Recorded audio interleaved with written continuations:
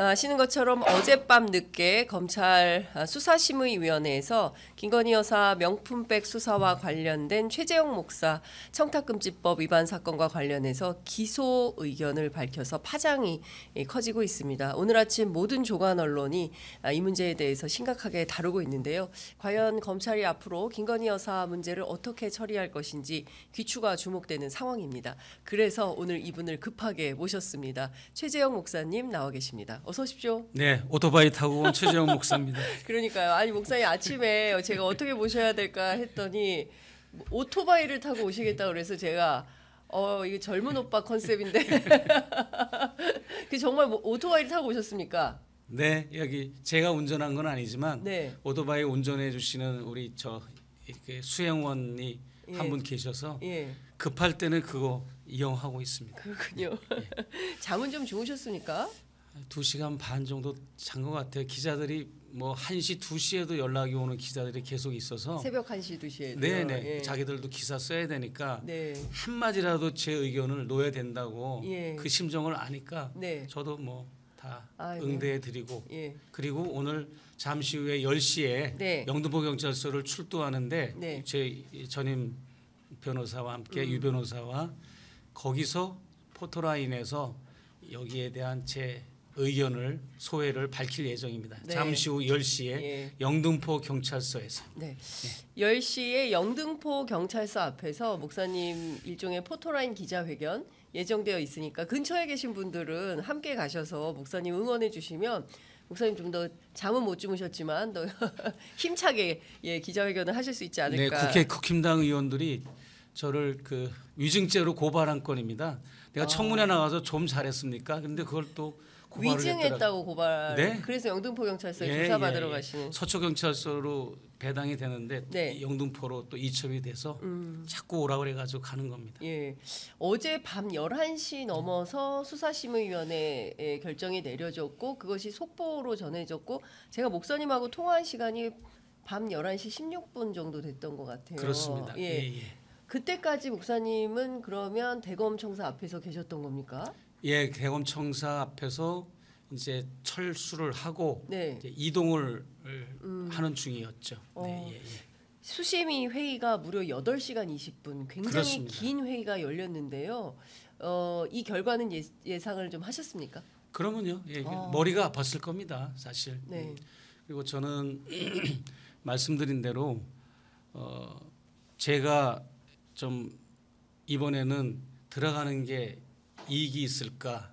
제가 안 들어가고 변호인만 들여보내서 준비된 거를 이렇게 우리가 반박이나 주장을 펴거나 우리가 준비한 자료를 제공해서 틀어주거나 이런 허를 찌르는 전략을 좀 세웠던 거예요. 그래서 저는 간다고 다 해놓고 막상 입장하기 직전에 나는 안 들어간다고 하고 네.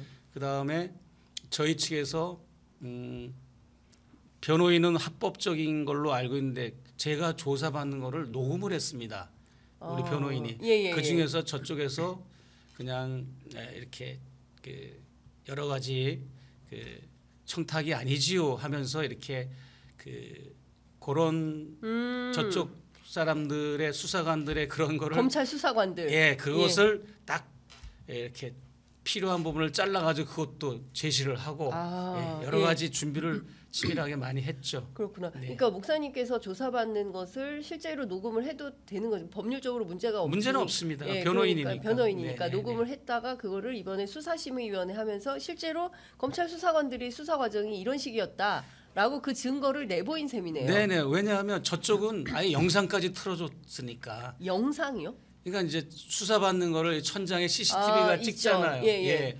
그거를 틀어줬다는 얘기를 지난번에도 들었고 예. 이번에도 틀어줬다는 얘기를 우리 변호사님이 하더라고. 예. 그러니까 저희도 그냥 당하고만 있을 수는 없잖아요. 네. 뭐 저쪽은 자기들 유리한 쪽으로 틀어줬을 거고. 그렇죠. 그건 아니다. 예. 그래서 그냥 모든 그 이 수사 과정의 질의응답 질문서를 다 정리를 해놓은 다음에 yes, no 네. 그런 쪽으로만 이렇게 어떤 그 문답을 이렇게 네. 해놔가지고 네. 그냥 뭐 저는 제 의견을 충분하게 개진할 수 있는 그런 사안이 아니었어요 사실. 그래서 그런 걸 입증을 했고. 네. 네. 그 검찰은 3시간 넘도록 그리고 그 변호인 측은 2시간 20분간 아닙니다. 서로 예. 공방을 했다고. 검찰이 3시간이 아니고 예. 1시간은 자기들끼리 수기를 했어요. 자기들 자체 회의를 했고 1시간은 예. 수심위가 수심위끼리. 그리고 2시간은 검찰에서 한 거고 우리가 30분을 더 했어요. 검찰은 3시간 중에서 1시간은 수심위가 자체 회의를 했던 거고 2시간은 검찰이 이 PPT 했던 거고 예. 저희 측은 2시간 반을 PPT하고 예. 그리고 나서 우리 변호사가 별도의 대기실에서 이제 대기를 같은 층이지만 다 따로 격리를 해놔가지고 네. 각 상대의 이동 동선이나 이런 걸 마주칠 수가 없어요. 그런데 이제 끝났나 싶었는데 저쪽에서 그러니까 수심위 측에서 검찰을 다시 불러가지고 다시 또 재질문하는 그렇게 그런 일이 있었고 아주 치열한 공방전이 치열했죠. 있었다라고 봐야 될 것 같은데 네. 왜냐하면 이 같은 사건과 관련해서 앞서서 이원석 총장이 직권으로 소집했던 그 수심위에서는 사실상 김건희 여사 불기소를 위한 수순 아니었냐, 뭐 특별하게 달라질 것은 없다. 왜냐하면 검찰 측 입장만 가지고 하는 것이니까 뭐 예상한 대로 불기소 무혐의 처분 결정이 나와서 국민적 공분이 있었고 이번 경우에 어떻게 될 것인가가 정말 이제 초미의 관심사였는데 전혀 다른 완전히 다른 결과가 나온 겁니다. 그렇습니다. 예, 그러니까 지금 상황이 어떻게 되냐면 준부는 기소고 받은 사람은 불기소되는 이 어처구니 없는 상황에 대해서 모든 언론들이 검찰이 앞으로 어떻게 할 거냐 이제 이런 보도를 하고 있는데 그렇습니다. 목사님 이 과정 쭉 지켜보시면서 어떻게 생각이 좀 드셨습니까? 네, 국민권익위원회도 네. 혐의 없음으로 종결을 하고 또 검찰 수사도 불기소 처분을 내리고 또 김건희 씨 수사심의위원회도 만장일치라고 하면서 또 불기소 처분 권고를 내렸고 이게 도대체 저로서는 당사자이기 때문에 납득도 안 되고 이해도 안 되고 얼마만큼 편향되고 편중되고 권력 지향적으로 이런 조사와 수사를 했는가 여기에 대해서 제가 너무 분노했고 저는 있는 사실대로 그냥 드러내주기를 바랬는데 그거는 하나의 저의 작은 착각이었던 거고 권력이 이렇게 무섭구나. 국가 사정기관들이 하나같이 저렇게 김건희 씨 권력을 비호하고 변호하는 걸 보고 충격을 받았고 특히 제가 검찰 수사를 2번 받는 과정에서 검찰 수사관들이 1인 2역을 하는 걸 보고 또 충격을 받았죠. 1인 2역이요? 1인 2역이죠. 왜냐하면 검찰은 검찰의 기능과 역할을 하고 수사만 해야 되는데 그렇죠. 김건희 씨의 변호인 역할도 한 겁니다. 이 문답의 이 과정이 이거는 예. 청탁이 아니지요. 그런 식의 전개하는 걸 보고 예. 거의 저 사람들은 검찰이 아니라 김건희 씨 변호인 역할도 하면서 1인 2역을 하는구나 그런 생각도 했고 그래서 제가 이제 한 가지만 정확하게 말씀드릴 수 있는 거는 저는 이게 넓은 그림으로 큰 틀에서 언더커버 잠입 취재를 하는 차원에서 여러 가지 선물이 주어졌고 여러 가지 청탁이 시도된 거잖아요. 네. 그랬는데 제가 잠입 취재를 한다고 작정한 사람이 아무것도 안 하는 게 말이 되겠습니까? 그렇죠. 잠입 취재를 할 때는 뭔가 기획을 하고 작정을 했을 거 아닙니까? 그런데 그게 감사의 표시로만 한정이 돼 있고 그다음에 여사를 만나는 소통의 창구 티켓팅의 명목으로만 네. 이 선물을 줬다라고 한정을 하니까 네. 그거는 인정할 수가 없는 거죠.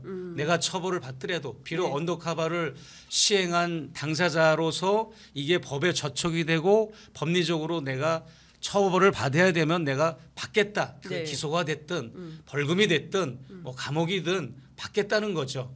그런데 청탁이 아니다라고 하는 것, 직무 관련성이 없다라고 하는 것, 이거는 도저히 내가 수용할 수 없어서 제 담당 변호사를 참 변호사가 훌륭하신 분이고 정말로 실력이 대단하고 정말 아주 묵직하고 과묵한 분이면서도 실력파예요. 네. 그런데 이분은 처음부터 내 이 사건을 맡으면서 그분은 어디까지나 변호인이잖아. 네. 변호인이니까 자기가 의뢰를 하는 사람에게는 처벌을 받게 하지 않는 게 변호인의 의무니까 그렇죠. 그분과 내가 그런 충돌을 일으키는 거예요. 그분은 나를 어떻게든지 처벌 안 받게 받게 하고 하는. 혐의 없게 하려는 목적을 가지고 나를 구슬르고 나를 이렇게 하고 예. 나는 아니다. 이건 나는 대의적으로 예. 이거는 공공의 기소가 영역이니까 해야 된다라고 예. 하는 게 이제 조금씩 이렇게 하다가 이번에는 아예 내가 수사심의위원회를 요청하면 그 순간부터는